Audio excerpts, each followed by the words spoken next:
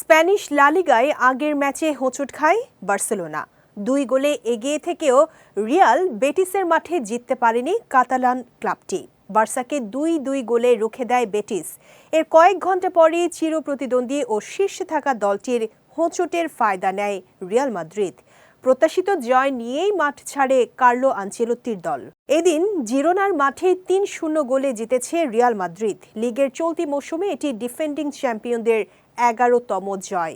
এতে 16 ম্যাচে 36 পয়েন্ট নিয়ে বার্সার সঙ্গে ব্যবধান আরও কমালো তারা। অন্যদিকে 17 ম্যাচে 38 পয়েন্ট নিয়ে সবার উপরে রয়েছে বার্সা। ম্যাচে রিয়ালের জয়ের মূল নায়ক জুড বেলিংহাম। লিগের টানা 5 ম্যাচে 5 গোল করেছেন তিনি। অথচ এই মৌসুমে লিগের আগের ম্যাচগুলোতে কোনো গোলই পাননি এই ইংলিশ মিডফিল্ডার। অন্যদিকে 200তম গোলের মাইল ফলক ছুঁয়েছেন Real Madrid forward Kylian Mbappe.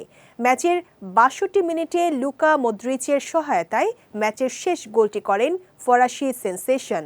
লিগের চলতি মৌসুমে এটি তার 9ম গোল। এর আগে ফরাসি লিগে 191টি গোল করেছিলেন তিনি।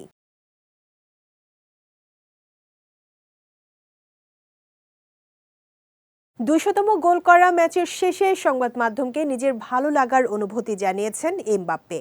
সংবাদ সম্মেলনে বেলিংহামের সঙ্গে তার সম্পর্ক নিয়ে প্রশ্ন করা হলে এমবাপ্পে জানান সে বড় মাপের খেলোয়াড়।